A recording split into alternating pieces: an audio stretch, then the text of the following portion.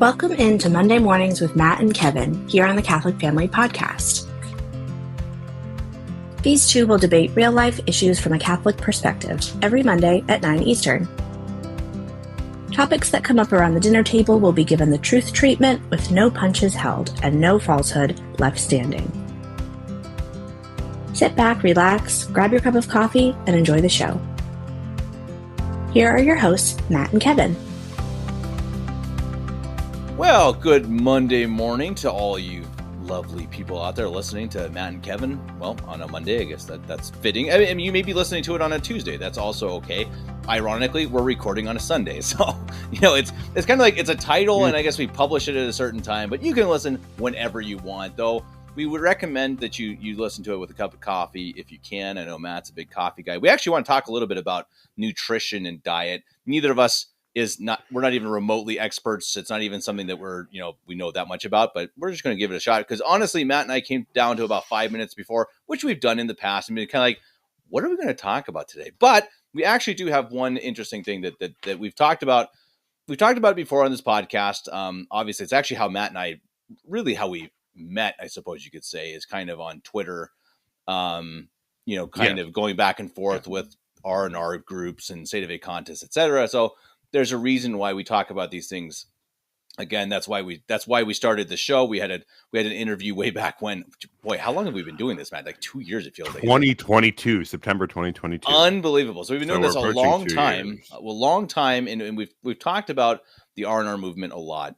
But there's a reason for it. It's something that we're both passionate about and really care about, and it's something that, again, we're going to have another really good proof today of why the R&R movement, the recognize and resist movement, as we call it, really should not exist. Now, before we start that, please, everyone, remember, the reason we talk about these things is not to bash anyone. It's not to be like, we know better. It's literally to be like, hey, we want people to realize this so that they stop doing it, because it's an act of charity, Kevin. It's wrong. I mean, it really is. Charity. It is wrong. And we're going to go with, Pope Pius XI to tell us exactly why it's wrong and what they are doing in not following the Pope. So, Matt, take it away. Two things. Yeah. Before I go to that, I was thinking about how long we've been doing this, and I got to say, I missed the interviews, Kev.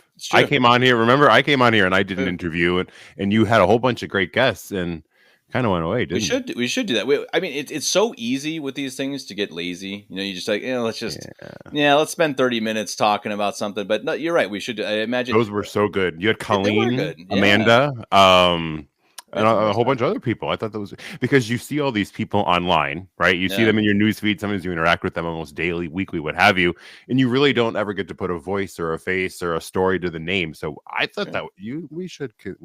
Yeah, what do you find guys young think? blood? What do listeners think? Should we bring people back on with interviews? I mean, I think it'd be a good idea. And Matt, I remember I was nervous. You're a good interviewer for sure. So you think so? Yeah, you are. Maybe I'll do one. Maybe I'll just find saying somebody. That. You should. Yeah, absolutely. Thank you. Get back on like this guy who's a friend of the Taliban, right? I think it was your first interview, wasn't it? It was. That's going to bring some interesting guests. He's alive. Did we remember there was that scare or whatever? He's back on Twitter. He's sharing some updates. He's such a goofball. He has some pictures of it, and he said he was on vacation on holiday with the Taliban. He has pictures of himself smiling, giving the thumbs up. But he really he's back on Twitter and he's still planning adventures. I did reach out to him maybe about just a few days ago, and he didn't get back to me yet because I was like, hey, it's been a while. We used to exchange messages every now and then. So I did send him a message and I was like, hey, like, you're here. Like, we are all it made the news that it was potentially executed by the Taliban. Who would have thought that would be a friend to the show? But yeah, they were. We should because I gotta find maybe somebody who's listening would like to jump in and it was cool. I remember I was nervous for that. I actually the night or two before I actually kind of rehearsed myself. I kind of went through my Yeah, you get some interviews that are nerve-wracking. I mean, man, I've done several now with bishops, and it is terrifying. It's why am I doing this? Why am I doing this? Why am I doing this? And Kev, they're great, but I think it put you on the map, really, right? With Bishop Sanborn. Absolutely. I think that's how I found your channel. It came up. Somebody shared it. And it came up, and I was like, "Oh, I'd love to listen to this." And it was good. And then what was one more thing I was going to? Oh, the Nuggets. The Nuggets. It's 3-1. It's 3-1 today. Yeah, they're gonna beat the Lakers. But it was a bummer that they lost the last game. But Lakers had to get one. No, I'm actually just by reading some commentary, and sometimes I go through, like, how you can go to Yahoo and read the article and then see comments at the bottom. I'm surprised what LeBron has done to that franchise. I think he's made the Lakers a very, very unlikable team. They showed an interview of LeBron on one side and Kobe on the other side. And here's actually a good question we can kind of start with before I get to Pius XI. They asked them about playoff games and winning and all of that. And LeBron, in this interview, he said, at the end of the day, it's just basketball. At the end of the day, it's just a game for me. And Kobe had a very different mentality. Kobe was like, this is everything. Like, I give my whole heart and my whole soul, all my efforts into this. And they kind of contrasted the two players. And I think that's actually pretty good. People are arguing, well, how do you view sports? And I know there have been interviews by some clergy about Catholic and Catholicism and how sports might intertwine with one another. But I think there's kind of something to say about Kobe saying, like, this is my legacy. Like, this is how not all I'll be remembered by. And I think that's something to keep in perspective. But he did put everything into it, and I think they were a very likable franchise. Now, and everybody, including myself, can't stand LeBron, so I got to root for. I've always hated the Lakers because they're the Lakers. I didn't. They're in my conference. They were fun to me. But were you a Boston Celtics fan? No, never. I really was never. No, I really never really cared. Nah. If you're a Celtics fan, you certainly should have hated the Lakers. But no, it's interesting. Actually, on this topic, we plan to have a podcast soon with Father McKenna, who was about sports. About sports. He was a big time athlete, really, really, really good athlete in high school. Could have been in college. So he has a really interesting perspective on sports. What sport? Baseball, mostly. He played football, but he was a very good baseball player. What does he think about Bonds? I don't know his. That's a good question. Is he the home run king? Write that down on a post-it, Kevin. Yeah, exactly. Father Put that in the notes. Before we start this podcast, I need to know something. Is Barry Bonds the home run king? Is Barry Bonds the home run king? If you say yes, we're going to end the interview right now. I got to throw. Let me ask you this. This is so off topic here, but should Pete Rose be in the Hall of Fame? Yeah, absolutely. Absolutely, yes. I just saw an interview. I mean, he is so fun to listen to. Have you watched his interviews? No, I've seen some, yeah, but not lately. But he's great. A funny guy. Yeah. He offers these crazy perspectives that you wouldn't think. So the last one that I saw, I caught him on. He was saying, the easiest league to hit in is the major leagues, not little league, not high school, not AAA, not whatever. The major leagues are the easiest league to hit in. He goes, first of all, the lights are better. Second of all, the conditions are better. Third of all, you're supposed to have better umpires. And he said, in the major leagues, he goes, do you know how many times I faced Tom Seaver? Do you know how many times I faced some of these pitchers? Hundreds of times. He goes, I know what they're going to throw. He said, I don't need no iPad, he goes, it's all up here. He points to his head. He goes, it's all up here. I got all my notes up here. I don't need an iPad to rewatch my at bat. Old school. I like it. I love him. I love listening to him talk baseball. The amount of hits that guy got are incredible. It's again, I mean, the betting. No, I think that you should be. Like being kicked out as a manager or something. Yeah, you shouldn't be allowed in the game. But to say that he doesn't belong in the Hall of Fame, even though he's one of the top 10 players all time for sure. Yeah, I don't know. I think because what's the Hall of Fame for your talents? Are you gonna? Right. You could argue, as we have, what do steroids have impact on talent? Okay, but betting money, what does that have to do with his baseball talent? We're pretty sure. I know there's a story that Ty Cobb murdered somebody. I know that's a pretty well considered. And so that's what he's saying. He was certainly a terrible, terrible person, like a horrible human being, and he's obviously in the Hall of Fame and considered one of the top 10 baseball players of all time. And it's like, well, yeah, I mean, if you're a terrible person, you shouldn't be a terrible person, but it's not I absolutely, Pete Rose belongs in before Barry Bonds, because Barry Bonds cheated. He and so did Mark McGwire and Sammy Sosa, etc. And if you cheated and you were caught cheating, then absolutely you shouldn't go into the Hall of Fame, because that would besmirch the whole idea of the Hall of Fame, because it is just saying, hey, it doesn't matter if you cheat, you can still get in, because you had a big enough name or whatever. Now, on the other side, I do think Sammy Sosa, Mark McGwire, Barry Bonds saved baseball for a time. I think that's true. Strike. Yeah, I agree with that. But you have to separate them. You can say they saved it. It was actually, in many ways, a good thing that they cheated. I know that sounds terrible, but it kind of was. But they absolutely do not belong in the Hall of Fame. Well, the steroid era was fun. because it It had was. It was great. It was fun. It was a lot of fun. These guys were popping 50, 60 home runs like it was just easy. Yeah. And now we dip back. But yeah, when do they play? Monday today? Well, today based on when you're listening. But yeah, I think Denver and Los Angeles on Monday. Do they play on? Oh yeah, okay, Monday night. So 4:29. So yeah, Monday. Yeah, that's fun. Nuggets in Denver, Kev. Nuggets should win. Yeah, and I'm actually kind of happy the Nuggets get to beat them at home, and they definitely should. I mean, Nuggets are easily the better team, so I'm not too worried about it. If they lose this one, then okay, I'll start to worry. But they shouldn't. They should win this one, wrap it up, and bring it home. Wrap it up, put a bow on it, bring it home. Yes, sir. Colorado. Yes, sir. Go ahead. Yeah. No, I was going to go off topic here again and say those tornadoes were insane out there. Is your family in Iowa or whatever? Yeah, and they were close. So this is crazy. So I have family all over Iowa and Nebraska, kind of spread out a bit. Yeah. And my family in Iowa, so right near Omaha. So they're in Iowa, but right near Omaha.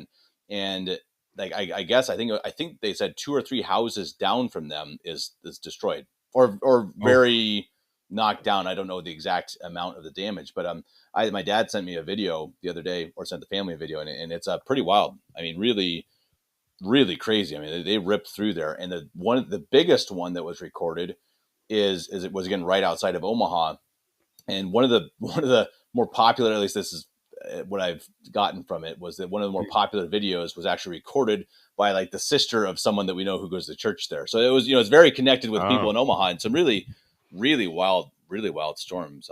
But tornadoes are no joke. I've seen a couple of them. Both of them when I was driving, actually, just like looking. Well, one of them was driving out to Omaha in the middle of nowhere, Nebraska, and I'm just driving along, and obviously really strange weather, not rain or anything, but just, kind of the green clouds. I guess up where you are, you don't really get that kind of stuff, but really you could tell this is going to be an interesting storm. And I just look off to the left, and there's just a tornado out in the field, man. I was just like, there's a tornado. I'm just driving down the road. Oh, there's a nice tornado. Here in New England, little ones. Like I've seen them. The biggest one here in the area, it just is like a little spinning dust ball. Yeah. Like they've come by, but never like you see in the movies. Like what was that? It was called Twister. I think, in the 90s. Yeah. Nothing. I've never seen anything like that. But what's interesting too is a woman posted a video from Oklahoma. And just the landscape out there, like it's unbelievable to me being here in New England. It's just flat. Like people live on these dirt roads, and you can just see like miles and miles. Yeah, like it's just weird. Like there's so much to America.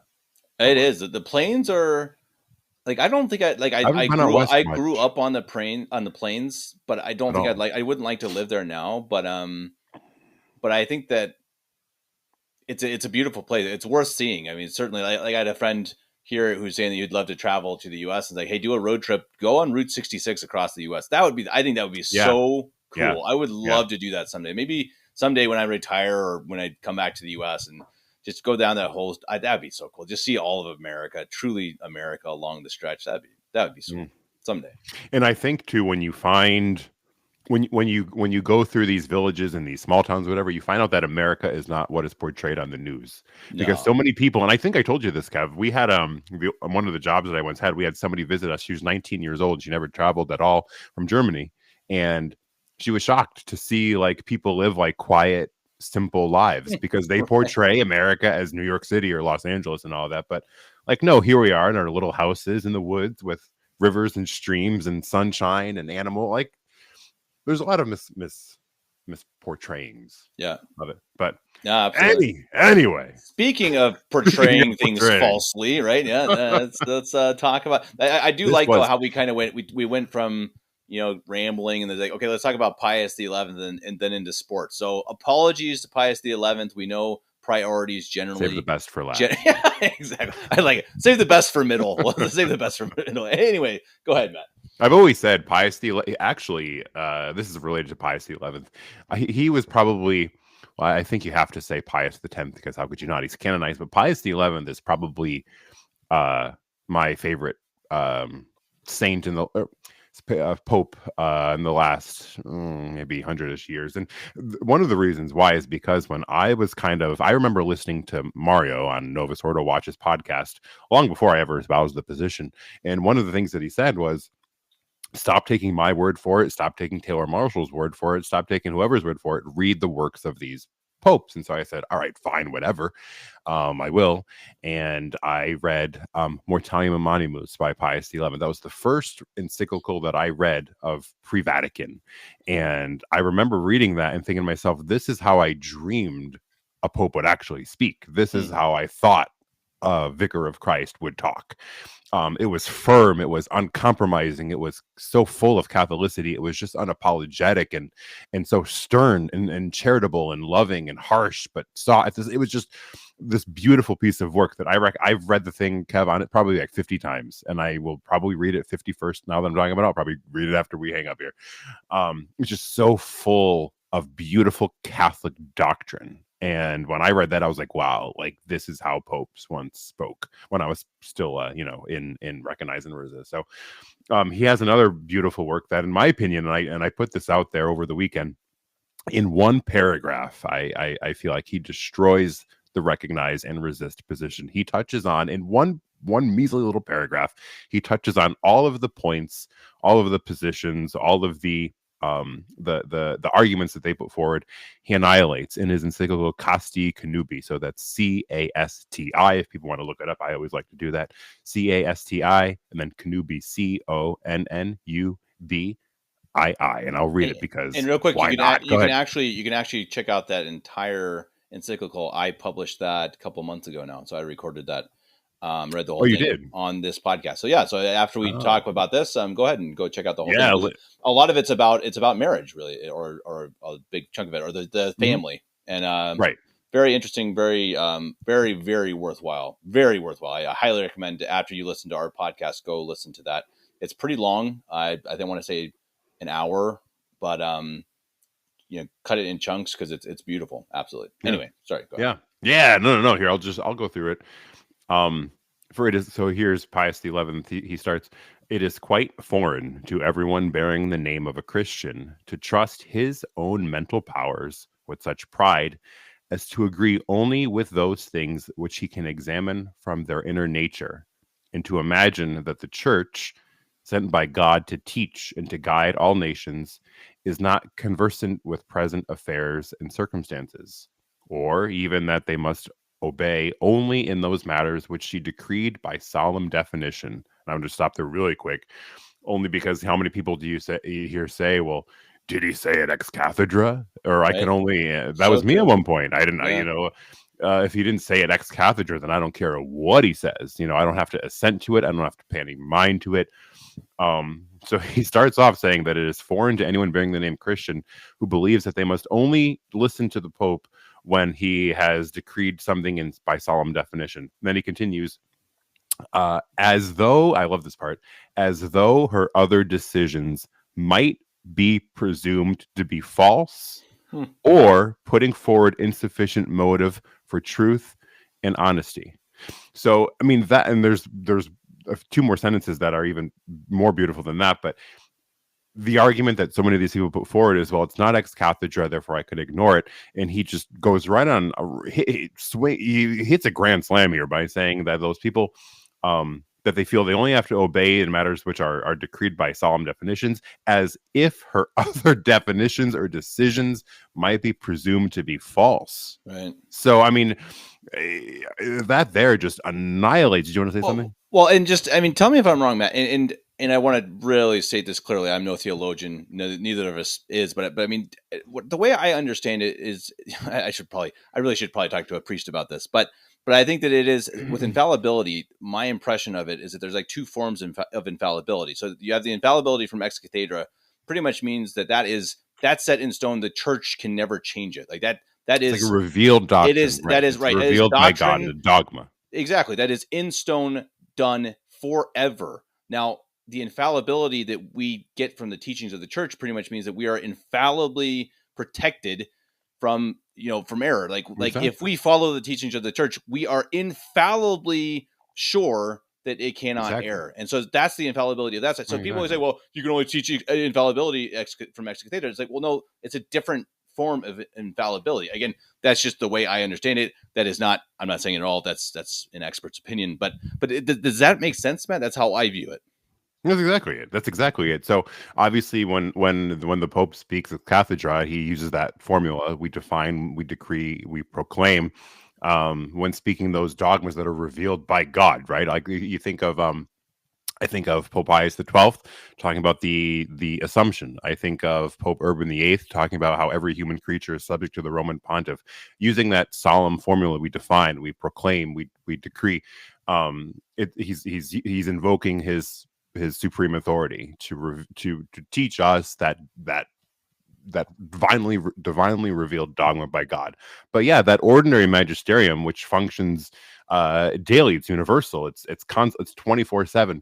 The church is always safe, right? So it's not like the Pope is speaking something that's divinely revealed by God, but whatever he is teaching, it's safe to follow. It's safe to assent to. It must be heard because it's coming from the mystical body of Christ. And I've told people too, all these recognize and resist people, you don't believe in the Catholic Church, you believe in a collection of ex cathedra statements, because you think as though outside of those ex cathedra statements there's a cesspool of heresy and blasphemy and potential error and all that, which is totally not but that's exactly what Pius XI just said, right? He literally just said that. He's like, so you believe that you only have to follow it when it's ex cathedra, which means you're implying that everything else doesn't need to be listened to, which is right. You don't believe in the Catholic Church. It's an absurdity. Yeah, it's an absurdity, because eventually what do you become, Matt? We all become our own popes, which, I mean, if we see anything right now in a certain group of people, that's it. You have a group of people who are saying, we're going to interpret it. Don't worry, guys. We'll let you know what's going on. This is what they're doing. This is why it's absolutely absurd. You cannot do it. And Pius XI is telling us right now. It is foreign to everyone bearing the name of Christian to trust his own mental powers.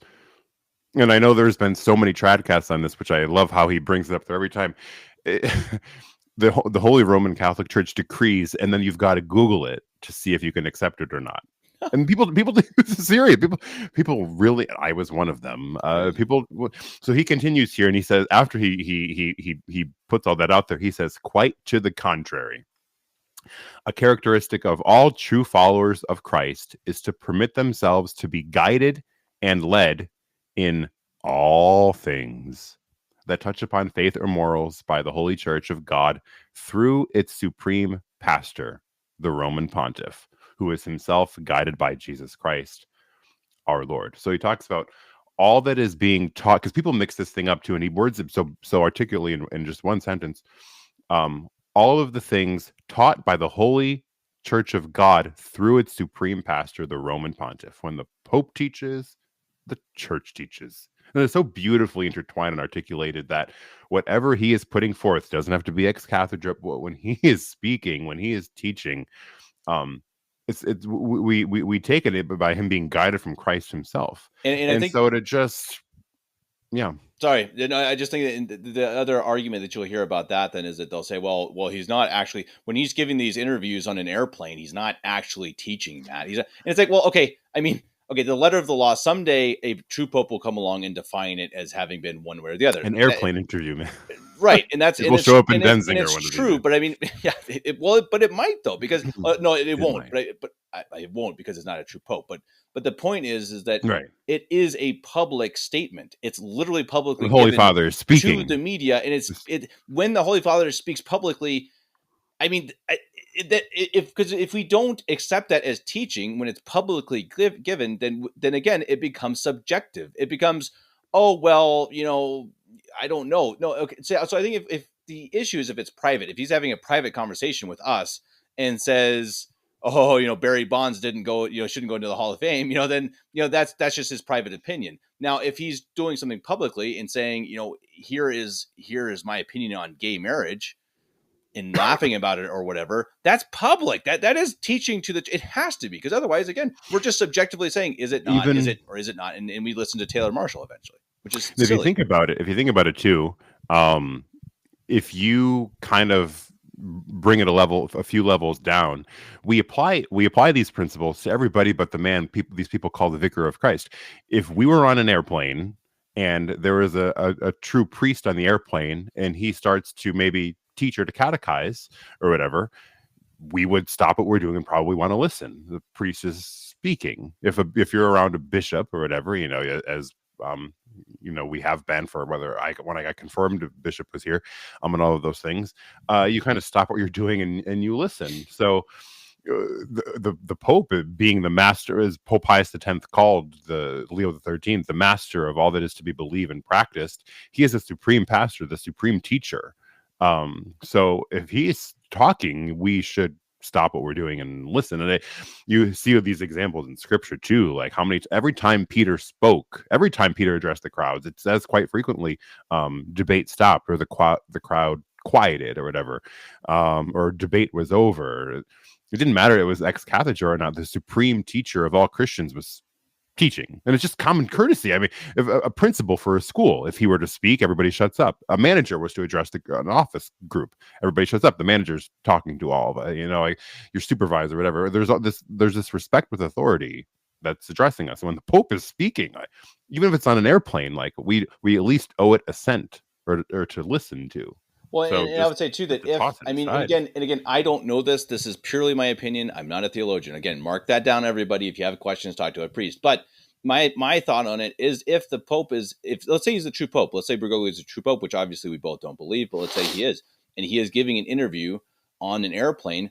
I believe my understanding of it is, if he gives an interview publicly on an airplane, then I am infallibly protected to believe what he's saying. And I am in very grave danger to not believe what he is saying, because then I am just, again, going on, as Pius XI says, I'm going off my own feelings, almost my own beliefs, my own mind, which is just against what the church teaches. I believe, I believe he could, because he might be speaking at an airplane like that. He might be speaking as a private theologian. Like, how do you categorize that? Is he speaking to the church? I don't know, but I just think if it's on television, it is I don't know. Again, the principle, I don't know. I think it would. It's public though. It's a public thing as the Pope. That to me, it has to be kind of teaching, because if not, then again, so if we're starting to be subjective about it, does it literally mean he's only teaching to the church if he's in St. John Lateran's, if he's only in front of a bunch of bishops? But is it only if it's an encyclical, or is it if he's giving a public statement as the Pope? I think it's a tough question. Again, I don't know. Just my feeling of it is, certainly, if he was a true Pope, we would be safer in following what he says on an airplane than not. The time when he was addressing, I forget who he was speaking to, not the United Nations, wherever he was, when he said that heretics and schismatics and sinners are all members of the mystical body of Christ. Whenever he said that, a priest did write to me and tell me, he said that was him teaching to the universal church. That was him not speaking ex cathedra or whatever, but that was him speaking on a global level to actually teach on faith or morals, and it was in error. But there is that side of it too, where the Pope is also a private theologian, and his works are subject to being critiqued and reviewed and discussed. But even through all of that, there is that assent that's owed. There is that you can't go wrong, So like if I was to say in good faith and good conscience, I'm just going to side with the Pope. You are safe with that. And that is one of those things. Was it John? People put this out there all the time. I think it was John the 12th. Maybe I could be wrong, but one of those popes, they argued that you didn't share in the beatific vision until until the end of time, until the end of the world, until the second coming of Christ. You didn't see God face to face. If you died and went to heaven, you didn't see God face to face.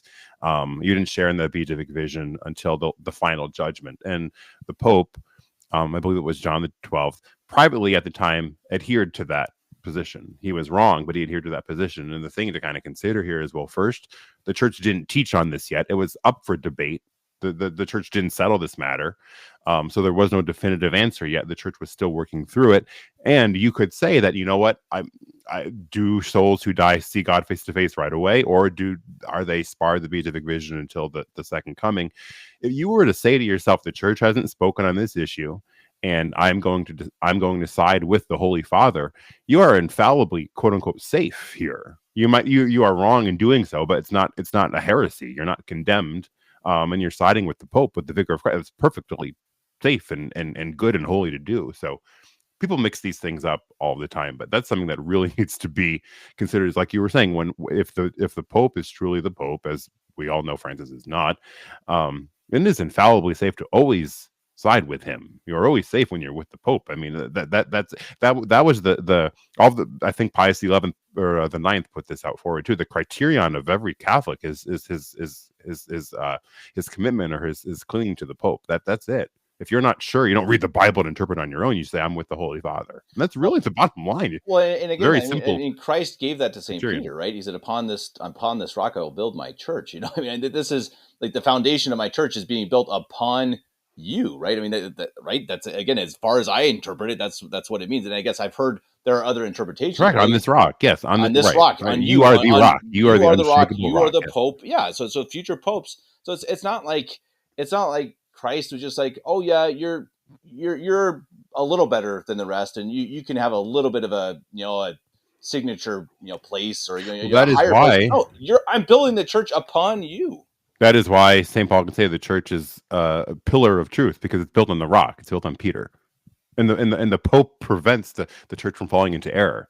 All the it's funny, you read these. I think it was Pius XII who said, "Are not all of the comments of the heretics, cast out by the Holy Father?" I mean, think about how that relates to today. There's more than one pope that comments in such a way, where all of the comments of the heretics are disproved and smashed and crushed by the Supreme Pontiff. That's what the Pope does. It's not his job. People have this thing too, or well, it's his job description. He can choose whether or not he wants to do it. No, this is what he divinely does, because they don't believe the papacy was divinely instituted. So yeah, as you said, it was built on a rock. It was built on Peter, and that's why the church is unshakable, because she is divinely founded on Peter. It's very simple, and it took me years to see that and figure it out. But yeah, I mean, if the Pope, think about it, if the Pope, if this might have been Bellarmine, if the Pope errs, the whole church errs, because that's it. So that was Bellarmine who put that out there. He can't do so. He can't be a heretic. He can't be all of these things these R&R people say he is, because then the church has fallen. Everything in the church rests on the Pope. That's it. That's why he is the one. Every see can defect. Every office can fall. But the Holy See, the Holy Father, that is the unshakable rock. That cannot fall. That's why. And there are popes who comment on this too. That's why in Luke, when Christ says, "Simon, Simon, the Satan has decided to sift the apostles like wheat, but I have prayed for thee, Peter, that thy faith fail not." And it won't. And I think it was Pope Innocent III who said, "The prayer of Christ is not in vain." Pope, well, I can actually pull this up really quick. I think I just had it. Pope Innocent III. I had this maybe I don't. But yeah, he says that by that prayer in Luke, maybe here it is. I thought I had it, but oh, here it is. Yeah. So the Lord, this is Pope Innocent III, the Lord confesses at the time of the Passion that he prayed for him in saying, "I have prayed for thee, Peter, that thy faith may not fail," manifestly indicating that all of his successors will never at any time deviate from the Catholic faith. That's beautifully put. And that's Pope Innocent III. I don't have the encyclical in front of me here, but that was the quote. His successors will never at any time deviate from the Catholic faith. I mean, wow. And he won't do so because he is the rock. He is who the Lord prayed, whose prayer is not in vain, as another Pope commented, that the faith of Peter cannot fail. It can't. Well, otherwise everything falls. We recently did an interview with Dr. Wojnowski from Sister Lucy Truth, and we had a lot of people who are really starting to understand it and to buy into that and say, yeah, that's two different people, and how could they have done this? And that's the question, right? And I think eventually that's what you start having to ask. I mean, if these things were known and quote unquote popes were doing it, and that's one of the least terrible things that was happening at the time. Obviously, they were changing the entire faith, or trying to. I think again, people are just going to start asking themselves, okay, well, but then what? It's just, well, clearly, again, they cannot be popes. They cannot be the church. They can call themselves the church, but you can't err in these ways. You cannot do these things. And many people know that. I think, again, that's why you have the R&R. They know I cannot follow someone who says that. And so, right, which is why they resist it, because they know it's wrong. Exactly, and they think that they cannot be sede vacantis, which I understand that. I understand why you think. I mean, Matt, again, you understand that. You've been there. I mean, what you can't just. It's not an easy thing to just be like, oh yeah, okay. I just believe that the church practically seemingly defected in 1958 and is left with just a remnant, because that's pretty much what you're saying. I mean, you're not saying it actually defected, because of course we know that it can never defect or fail, sure. but the entire hierarchy of the church and everybody lost the faith within the next 60 years. But now, Matt, when you say, I just saw the other day, I was actually talking to a lady at my work, and we're saying that there were in Italy, I think it's 7% I think, or was it 10? 7. I'd say I'm so bad with remembering numbers. Anyway, 7-10%, one of these two, of Italians say that they go to mass regularly on Sunday. Yeah, Catholic. that's true. I 7 to actually, it 10% was less of than Catholics. 10% of Maybe Italians. yeah, exactly. And that's incredible. I mean, and it's like, this is, Catholic bulwark in Europe, and nobody goes to church anymore. And the lady I was talking to, she's an older lady. She's probably, I don't know, 70 or something, or 60, 70. And she's saying they had confirmations the other day, again, supposedly by the Novus Ordo, and they did it on a Tuesday afternoon. And she was just like I was like, oh, on a Tuesday afternoon, that's interesting. And she's like, yeah, boy, back when I was young, that certainly wouldn't have happened. You would have had it on a big feast day, and On a big Sunday, yeah, big right, Sunday. right, The on a bishop big would have day. come in. You would have had a big mass, and now it's just kind of hidden on a Tuesday afternoon. And that's what she said. And this is a lady obviously continues to go to the Novus Ordo, but she was saying, it was a big thing, and she had a bishop from South Africa, she said, who came to where she was in Germany to confirm her. And I just thought that was really interesting, because you see, and she said, this was really interesting, and I mean, very sad. And I was like, I was commenting, he's like, yeah, that's kind of strange. I guess things aren't as they used to be. And she says, well, she said it in German. It was something like, well, we still believe in God, but it's hard to believe in his workers on earth, or something like that. It's like, how true that is, right? I mean, again, if you're in the Novus Ordo, that's terribly, terribly sad. There were so many people who, I remember, I forget who it was, but there was footage of, it might have been, did you ever see that movie, the Young Pope, or the show, The Young Pope, or something like that? I heard about it. Yeah. And I don't recommend watching it from what I've heard, but there was a scene where he speaks to the crowd in St. Peter's. This is all fake, by the way, so people listening, this isn't real, but he's speaking to the crowd in St. Peter's, and he speaks like some harsh truth Catholic doctrine that we haven't heard in however many years. And people in the YouTube comments were saying things like, if that's how the Pope spoke, I might convert to Catholicism. Or if that's how the Pope actually put forth the faith, I would consider converting. And it makes me think, like, and the thing, the funniest part is all this, Kev, is all of these people who are by their words are leading well-meaning people away. They're gonna get so-called canonized, right? I mean, who destroyed everything more than Paul VI? And I mean, they already have him, Saint Paul VI the Great or whatever. Like, again, there's so many people of goodwill. That's how you know it can't be true. So it can't be true. As one of the many reasons you can just say he can't be a saint, and people know that. If he's the man who hid or killed or did whatever to Lucia Fatima. Come on. Right. He's just not a saint. I mean, I think everybody knows that. I mean, I think, look at JP2. He was clearly a communist. He was an actor, literally. I mean, there's so many different things. Read Tumultuous Times. I mean, what's the other book by the Radecki Fathers? And there's just so much. There's so much background that you can just find from these men that were just, they're terrible. That they're really the worst of the worst. And unfortunately, they just the world did a great job. The Novus Ordo did a great job of blinding everybody, propping them up and blinding people. Anyway, we better finish. I mean, let's finish with this encyclical. Or that I think. No, that was the end. That ended the part though. Yeah. No, it's beautiful, and I think that's it's such. We go back to it over and over, and again, we talk about this topic a lot. But I think exactly as you said at the beginning, go back and read these encyclicals of like, just pick one. Yes, just of pick the popes. Yeah, and they're first of all, you're going to have a bit of a hard time at first, I think, because the language is so different. I'm sure you had this, Matt, too, where you're reading. It's like, woo, this is hard. Oh, because it's very repetitive. I don't. That's unfair, maybe, but it's very I think it's the way they write it is so that they don't miss anything. Like they say things kind of. It seems like they say it over and over, but then if you read it, really closely and slowly, you can tell, okay, they're just making sure that they're covering everything. They're covering every base, and but it's beautiful language. It really is remarkable to read these. That's how Pius XII Mediator Dei is, maybe. Where I could just, it's quite lengthy, but it's just covering all these little points. Yeah, and it just flows so well. Yeah, well, and we have some. I mean, our good buddy Eric's been doing. He's been reading some of Pius XII's encyclicals, putting those up. We've got quite a few now. I think there should be a playlist. Oh, I better check. I'm terrible at playlists, but we've got, I think he's got a good 10, 15 up from the last. He's going backwards. So he started with the last encyclical of Pope Pius XII, and he's just working backwards. And we're going to try to get as many as we can, because again, these are things that we hope people are sitting in their car listening to Castity Connubii, or so many others of these things that you do have to soak it in. It is kind of hard, but even play 5 minutes of it, and exactly as you said, Matt, you're going to see immediately this is not the same church as they have in Rome right now. It's not.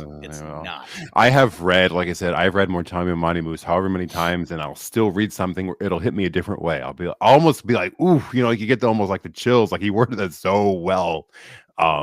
Because and the point is it's one teaching office, right? It's the one, I forget, it might have been Bishop Pavrunis or Bishop Dolan, one of them, who said you can read from the first pontiffs up until Pius XII, and it's almost as if it's one author writing one book through all 260ish or whatever. It's almost as if it's one pen moving, because it's the one magisterium teaching. So it's not over the place. It's not. And then you've got this stuff from Bergoglio being communion with the forest. It's in encyclical, being in communion with the forest. Gobbledygook. Speaking of garbage, we do want to wrap up. I wanted to wrap up now. Matt, maybe we'll save that for next week. I wanted to talk about a little bit about nutrition and French fries, but we've gone 40 minutes already. I don't think we actually need to. I think maybe we'll save that. We'll save that for next week, and maybe we'll both do a little bit more research into it, because we were just I would like to look wing it a little bit.